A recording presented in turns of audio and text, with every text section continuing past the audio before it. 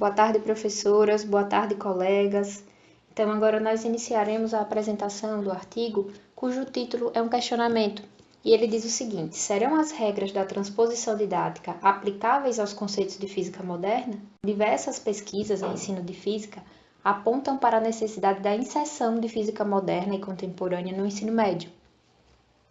No entanto, a dificuldade de implantá-las é vista como desafio. E o autor ele cita algumas possíveis causas, que seriam a complexidade intrínseca dos tópicos trabalhados, a insegurança, a tentativa de mudança no domínio escolar, o sistema de ensino que dificulta e até impede qualquer tipo de inovação, professores está preso a um cenário pedagógico sem muita flexibilidade e a preocupação exacerbada com o cumprimento de programas. E isso sem levar em conta o tamanho das turmas, a extensão de currículo, teriam vários outros fatores, mas os que são destacados são esses. O artigo ele é parte de uma pesquisa envolvendo propostas de atualização curricular. Então, dessa forma, os autores eles se propõem a analisar os requisitos necessários para a inserção de elementos da mecânica quântica nas aulas do ensino médio. A análise teórica do trabalho foi feita com base na teoria da transposição didática, teoria proposta por Yves Chevallat. No entanto, a ideia de transposição didática ela foi formulada originalmente pelo sociólogo Michel Verret, lá no ano de 1975, e aplicada em 1980 por Yves Chevallat, analisando questões importantes no domínio da didática da matemática, certo? Chevallat ele define a transposição didática como um instrumento eficiente para analisar o processo do qual o saber produzido pelos cientistas, que ele denomina o saber sábio, se transforma naquele que é contido nos programas e livros didáticos, que é o saber a ensinar. E principalmente, naqueles que realmente aparecem na sala de aula, que é o saber ensinado.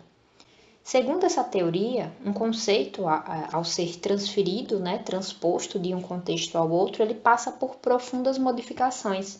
Ao ser ensinado, todo conceito ele deve manter as semelhanças com a ideia original, presente em seu contexto de pesquisa, porém ele adquire outros significados próprios do ambiente escolar a qual está alojado, qual ele será alojado. Então, esse processo de transposição, ele transforma o saber, conferindo-lhe um novo status epistemológico. Isso segundo Astolfi, em 1995, que foi quem propôs as 5 regras que serão vistas mais adiante. Então, de maneira geral, Chevallat, ele pretende que o conhecimento, ou seja, os saberes presentes no ensino, não sejam meras simplificações dos objetos tirados do contexto de pesquisa, certo? Como objetivo de permitir uma apreensão pelos jovens. Trata-se, pois, de novos conhecimentos capazes de responder a 2 domínios epistemológicos diferentes, que são eles, a ciência e a sala de aula. Então, como afirma o Brookington, as simplificações existentes no processo de transposição didática, muitas vezes é necessário limitar a profundidade conceitual e as linguagens empregadas em algumas situações. Um dos motivos que justificam essa simplificação é decorrente, entre outros, da disponibilidade de tempo, ou seja, da carga horária, dos objetivos do curso, da maturidade dos estudantes, Então, as escolhas e as adaptações, elas são inevitáveis quando se deve fazer caber 3 ou 4 séculos de física em 2 ou 3 aulas semanais ao longo de 3 anos, Então, dessa forma, analisar a evolução do saber, que se encontra na sala de aula através da transposição didática, ela possibilita uma fundamentação teórica para uma prática pedagógica mais reflexiva e questionadora. Para Chevallat, isso equivale à capacidade e necessidade constante do professor exercer uma vigilância epistemológica em seu magistério. Então, a transposição didática é, para o professor, uma ferramenta que permite recapacitar, tomar distância, interrogar as evidências, pôr em questão as ideias simples, desprender-se da familiaridade enganosa do seu objeto de estudo. Em uma palavra, seria lhe permitir exercer a sua vigilância epistemológica. Então, de acordo com esse quadro que está representado aí, com esse esquemazinho que está representado, a gente tem os 3 tipos de saberes. O primeiro, saber científico, o segundo, saber ensinar e o terceiro, saber ensinado. Então, a distância entre o saber científico e o saber ensinado é denominada aí como a vigilância epistemológica, Seria o momento em que se garante, que a distância entre o saber científico e o saber ensinado, ele não degenere no saber original, certo?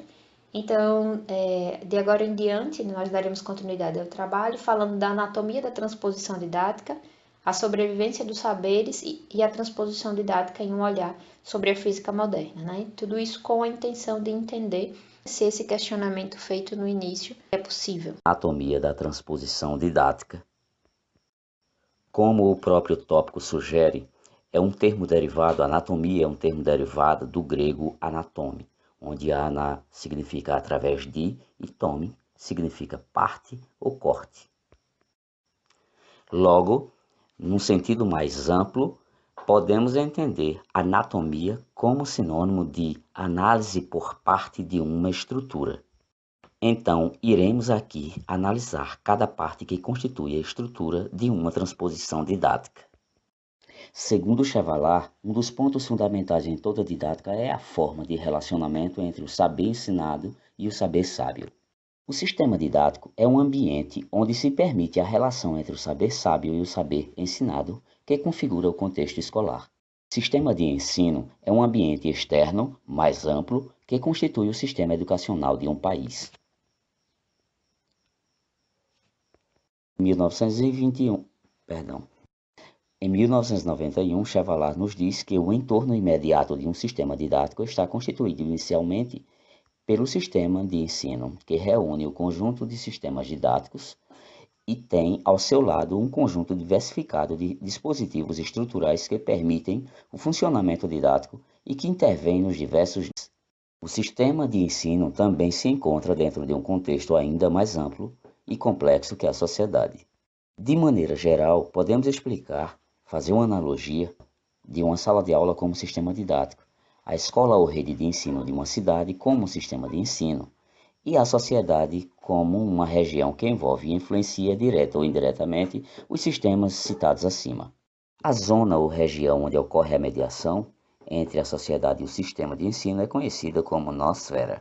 Nesta pirâmide, a gente observa os sistemas que constituem nesta pirâmide invertida, pirâmide de estrutura para a transposição didática, a gente percebe a interface entre sociedade e sistema de ensino, onde ocorre a mediação. Para a pedagogia tradicional, o sistema didático é binário, onde só participam professor e aluno no processo de ensino e aprendizagem, que seria de natureza puramente sociológica, por ser constituído por seres humanos. Para Chevallard, há necessidade de se inserir o próprio conhecimento como objeto desse sistema, como o terceiro ator do processo. Assim, ele amplia as possibilidades de análises teóricas dessa relação. Com isso, a epistemologia passa a ser um instrumento poderoso das análises do sistema didático e de base ternária, com a participação do professor, aluno e saber. Chevallard mostra que o saber é realmente o elemento fundamental para entendermos as relações que ocorrem no sistema de ensino. Como já vimos acima, Chevallard define 3 esferas ou patamares do saber: saber sábio, saber a ensinar e saber ensinado, onde cada uma delas tem seus agentes pertencentes a diferentes grupos sociais.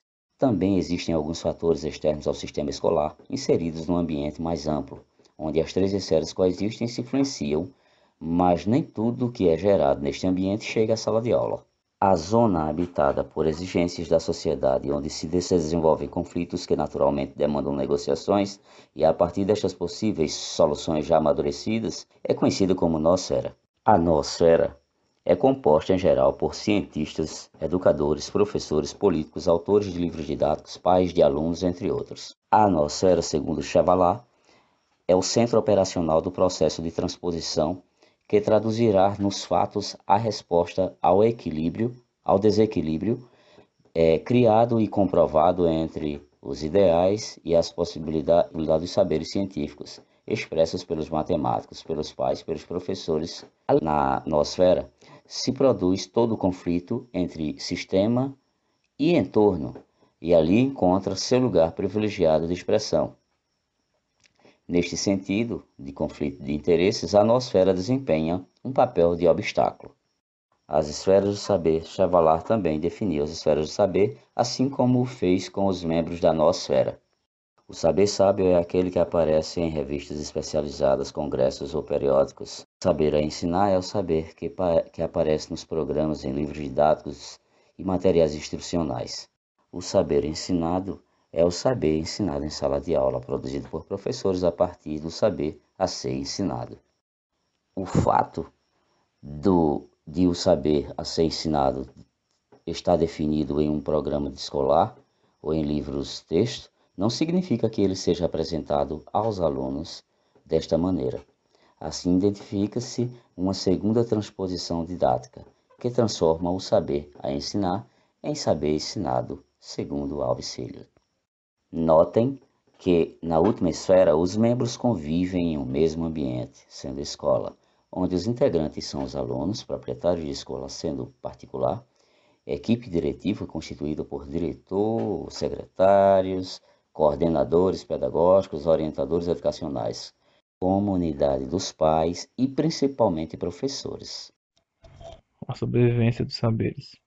Transposição didática funciona como um instrumento que vai auxiliar o professor, auxiliar o pesquisador em levar o conhecimento científico para o contexto da sala de aula.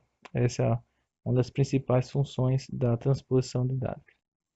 É importante salientar que nem todos os conteúdos científicos que são pesquisados, eles conseguirão ser aplicados no contexto escolar. O principal objetivo da nonosfera é a otimização do ensino, ou seja, deixar que o ensino seja eficaz e eficiente no processo de ensino. Chevelar define algumas características e atributos necessários ao saber ensinar. Então, ele elencou algumas características que são necessárias para a prática do ensino. A primeira característica é a consensual. O conteúdo deve ser verdadeiro, histórica ou na atualidade. Ou seja, o conhecimento que deve ser aplicado em sala de aula, ele tem que ter uma veracidade, ou seja, que aquele conteúdo desenvolvido ele não possa ser refutado tão facilmente assim. Segunda característica é a atualidade. As relações de pertinência deve possuir para o seu transposto. Ou seja, o conteúdo tem que ser atual. Não dá para tratar conteúdos antigos, né? A educação atualmente visa isso. O conteúdo tem que ser contextualizado. Ele elencou aqui dois tipos de atualidade. Atualidade moral significa dizer que o conteúdo tem que ser importante, tem que ser validado como importante para a sociedade e necessário à composição curricular. Então, ele tem que ser principal, tem que ter importância para a sociedade e tem que ser necessário para a composição curricular. O segundo tipo de atualidade é a biológica. O saber deve possuir uma atualidade em relação à ciência praticada, ou seja, muitos métodos científicos, muitas teorias que outrora foram validadas, hoje em dia, né, na atualidade, não se tem mais essa prática. Então, certos conceitos que antigamente eram validados, hoje eles têm que ser revistos. Informação para facilitar com que o aluno ele consiga aprender. Terceira característica é a operacionalidade. Os conteúdos desenvolvidos, ensinados, eles têm que ter uma facilidade em gerar exercícios, produzir atividades e tarefas. Então, isso quer dizer operacionalidade. E são dificuldades de ensinar mecânica quântica, né? Que tem certos conteúdos, né? Certos tópicos que você não consegue gerar tão facilmente exercícios para que os alunos consigam responder. Quarta característica, criatividade didática. Criação de um saber com identidade própria no contexto escolar. O assunto que vai ser transposto, ele tem que ter uma identidade no contexto escolar do aluno. Ele tem que visualizar aquele conteúdo de modo que ele consiga aplicar na sociedade, onde a escola está inserida, ou no seu contexto social. Quinta característica, terapêutica. O saber ensinar deve também se submeter aos testes in loco, ou seja, essa quinta característica terapêutica, a validade dos conteúdos transpostos tem que ter uma aplicabilidade in loco, ou seja, no contexto onde a escola está inserida. Astolfi elaborou 5 regras que deveriam ser observadas durante o processo de transposição didática, a partir das características de Chevelar. Modernizar o saber escolar. Essa é a primeira regra de Astolfi. Os novos saberes, que surgem no âmbito das pesquisas científicas e que são utilizados pelas indústrias e novas tecnologias. Ou seja, o conteúdo, como você falou na atualidade, tem que ser modernizado. Ele tem que ser sempre revisto para que seja o mais atual possível. Segunda regra, né, continuando a modernização, vem atualizar o saber a ensinar. A necessidade de eliminar alguns saberes que, embora corretos, devem ser descartados por estarem demais banalizados. Então, certos conteúdos que sempre foram dados historicamente devem ser revistos. Regra 3. Articular o saber novo com o antigo. Então, fazer uma ligação entre aquele conhecimento tradicional, aquele conhecimento antigo, com o novo, né, com a atualidade. Regra 4. Transformar o saber em exercícios e problemas.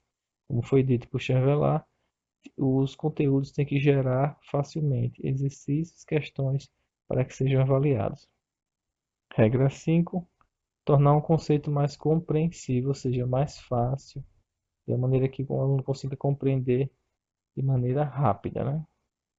A transposição didática, ela fornece critérios, ou seja, atributos, características para a produção e sobrevivência dos sistemas didáticos.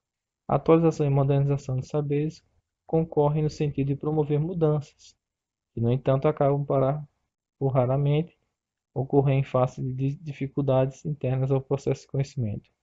Essas dificuldades que são apresentadas para atualização e modernização, essas são raramente discutidas, né, porque elas são difíceis de internalizar. Duas principais dificuldades: a aproximação, uso de aplicações de teoria e situações para aproximação, ou seja, ensinar conteúdos que cientificamente têm um parâmetro, mas que você faz uma aproximação para facilitar com que o aluno ele consiga aprender. E o segundo é hermeticidade. Os conhecimentos presentes nas ciências físicas são pouco assimiláveis, né, pela cultura popular em virtude de sua estrutura conceitual, abstração e formulação em linguagem matemática. Então, é uma das dificuldades de aprendizado das ciências físicas, porque tem uma abstração, formulação e tem a conceituação matemática. A transposição didática, um olhar à física moderna. Existem discussões sobre a possível atualização dos programas e currículos do ensino de física. Pode ser encaminhado face à caracterização proposta pela transposição didática. Um dos procedimentos que poderia ser feito é analisar o conteúdo ligado à teoria quântica e, a partir disso, poderia ser utilizado a sobrevivência dos saberes como ferramenta, como foi explicado em tópicos anteriores. Inicialmente, não há dúvida de que a maior parte dessa teoria seja consensual no âmbito científico, embora possa haver profundas discordâncias acerca da melhor forma de se interpretar o que ocorre no mundo microscópico. Então, como transpor para o ensino médio a própria mecânica quântica? Segundo a própria transposição didática, há operacionalidades que devem visar uma conexão estrita com os processos de desenvolvimento das atividades e da avaliação. As atividades devem ser pensadas de forma a que o professor e o aluno sejam capazes de ter consenso sobre o que faz e como avaliar o resultado das atividades propostas. Transpor a teoria quântica para uma sala de aula no ensino médio deve ser vista como uma tarefa das mais complexas, um verdadeiro desafio, pois, de um lado, tem-se a exigência epistemológica inerente ao campo do conhecimento produzido pela física moderna, muito distantes dos padrões de entendimento forjados do mundo cotidiano. Ou seja, existe uma vasta complexidade de como transpor a própria física moderna para um aluno do ensino médio, pelos problemas que existem relacionados à abstração, conceitos que são bem distantes do cotidiano do aluno. Por isso que existe um grande esforço, que existe um significado, que encontra um significado a este conhecimento para que o aluno consiga absorver a própria teoria, a própria física moderna. Existem algumas propostas para essa inserção no ensino médio, a inserção da física moderna no ensino médio. Em termos práticos, temos observado propostas de ensino divididos em dois grupos. O primeiro, aqueles que se mantêm mais alinhados com as exigências conceituais do saber sábio e, portanto, mais próximos dos saberes a ensinar presentes nos cursos da universidade. O que isso quer dizer? Existe um problema nessa tendência, que é as tais propostas que excluem a maioria dos professores de física e boa parte dos estudantes do ensino médio, seja por falta de domínio conceitual ou do formalismo matemático. O saber a ensinar, que já foi explicado em tópicos anteriores, o saber a ensinar fica restrito a poucos professores, que por sua formação privilegiada em física, são capazes de ensiná-los no ensino médio. A possibilidade de aprendizagem dos estudantes é ainda uma questão em aberto em termos de pesquisa. A segunda proposta é a mais próxima das exigências do sistema didático e, portanto, mais semelhante ao que se vem sendo feito nas salas de aula no ensino médio. Nessa última tendência, existe a tentativa de se utilizar a mesma estrutura de transposição que transformou a cinemática ou a dinâmica com seus inúmeros problemas de bloquinhos em atividades de ensino, ou seja, você pegar um exemplo material, como bolas de boliche, ou então bolas de bilhar, e tentar transportar para um modelo atômico, que é dos temas da física moderna. Então, é essa transposição, que também é utilizada na física clássica, é tentar fazer a mesma transposição, ou algo equivalente, na física moderna. Assim, o autor desse artigo conclui que poderia parecer que a discussão sobre a introdução de conteúdos da física moderna e de suas teorias no currículo de física se encaminha para um impasse. No entanto, pode-se contornar esse impasse através da realização de escolhas que inevitavelmente determinarão direções a serem seguidas na implementação da transposição didática. Isso implicaria uma supressão de alguns conteúdos ênfases em benefício de outros. Por fim, temos as referências bibliográficas, que no caso é somente o artigo. Agradecemos a todos, uma boa tarde e é isso.